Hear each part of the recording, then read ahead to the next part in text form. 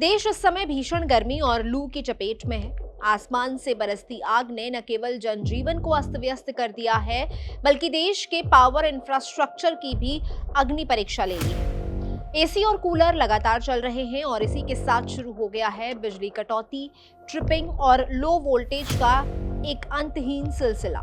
भारत दुनिया में सबसे तेज गति से बढ़ने वाली अर्थव्यवस्थाओं में शामिल है और डिजिटल पेमेंट में तो हम सबको पीछे छोड़ चुके हैं।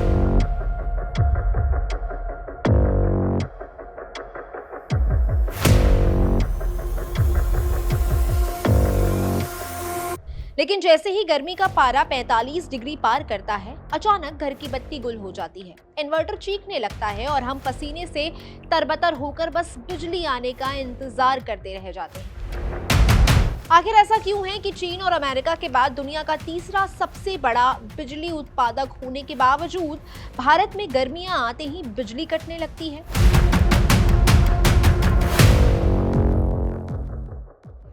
आइए इसे बहुत ही आसान भाषा में समझते हैं। देश में पड़ रही भीषण गर्मी अब सिर्फ मौसम की खबर नहीं रह गई है, बल्कि इसने भारत के बिजली सिस्टम पर भी भारी दबाव डाल दिया है। इस बीच भारत की बिजली मांग का हर दिन नया रिकॉर्ड बन रहा है।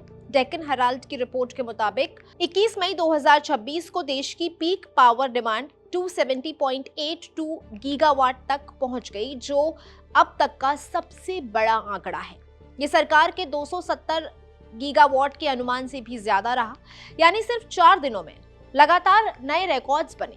18 मई को मांग 257.37 गीगावाट थी, 19 मई को बढ़कर 260.45 गीगावाट पहुंची, वहीं 20 मई को 265.44 गीगावाट और उसके अगले ही दिन 270.82 गीगावाट का रिकॉर्ड बन गया।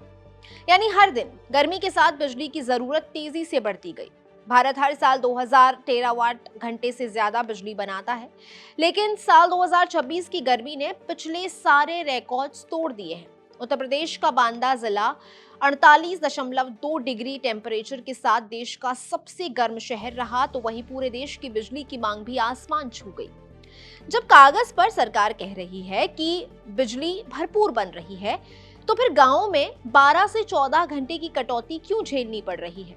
बिजली का संकट सिर्फ ये नहीं है कि बिजली बन नहीं रही है, असल समस्या ये है कि बिजली आपके घर तक पहुंच नहीं पा रही है।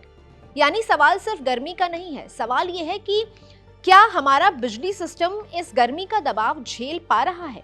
भारत में बिजली कैसे बनती है, इसे भी समझते हैं। देश की कुल बिजली का सबसे बड़ा हिस्सा अभी भी कोयले यानी थर्मल पावर से आता है। करीब 70% के आसपास बिजली कोयले से बनने वाले प्लांट से आती है। इसके बाद हाइड्रो पावर यानी बांधों से, फिर सोलर, विंड, गैस और न्यूक्लियर ऊर्जा का योगदान होता है। कोयला जलाकर बॉयलर में पानी को भाप बनाया जाता है। भाप टरबाइन घुमाती है और टरबाइन जनरेटर चलाता है, जिससे बिजली बनती है। फिर ये बिजली हाई वोल्टेज ट्रांसमिशन लाइंस के जरिए हजारों किलोमीटर दूर सब स्टेशंस तक भेजी जाती है।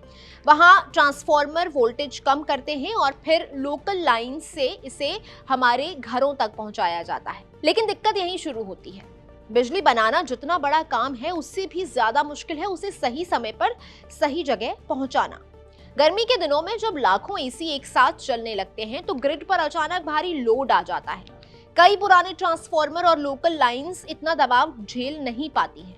नतीजा क्या होता है? ट्रिपिंग, फॉल्ट, बिजली कटौती और ट्रांसफार्मर ब्लास्ट।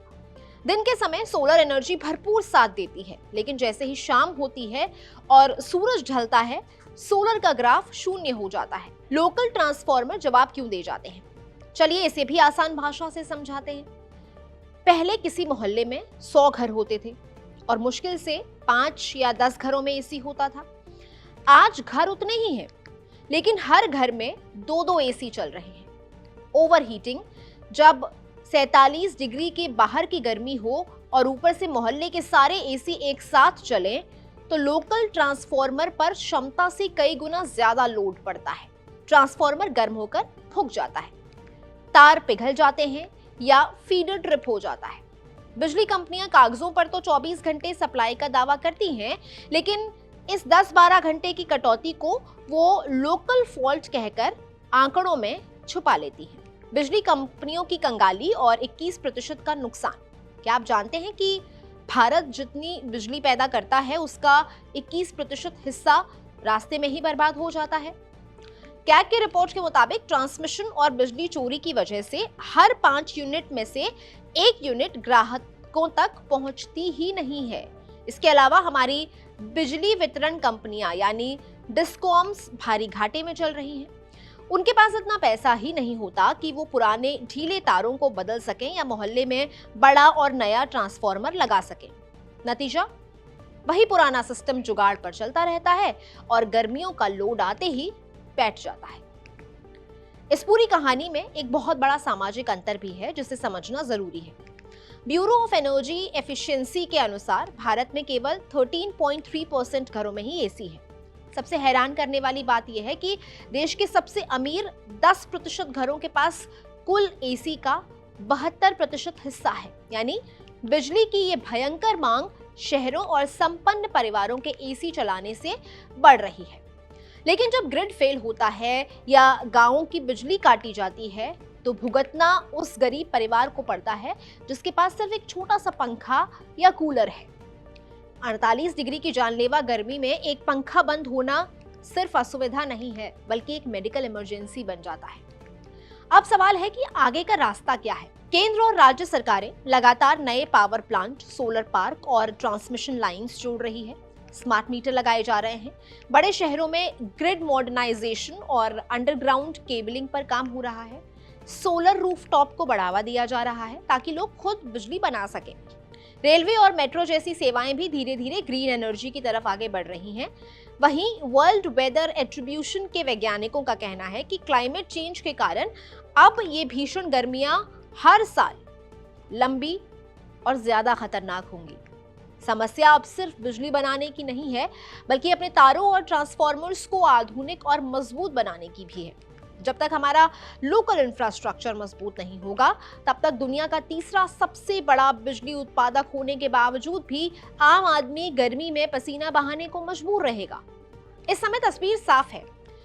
देश सिर्फ गर्मी से नहीं लड़ रहा है, देश बिजली की बढ़ती भूख, पुराने इंफ्रास्ट्रक्चर और बदलते मौसम के संयुक्त संकट से जूझ रहा है। और आने वाले साल तय करेंगे कि भारत इस चुनौती को अवसर में बदल पाता है या फिर हर गर्मी के साथ अंधेरे और तपिश का संकट और गहराता जाएगा। आपका इस पर क्या कहना है? आपके घरों में कितनी देर तक बिजली आ रही है, कितनी बिजली कटौती हो रही है? आप कमेंट करके हमें बता सकते हैं। मैं हूं गरिमा, आप देख रहे हैं कड़क। शुक्रिया।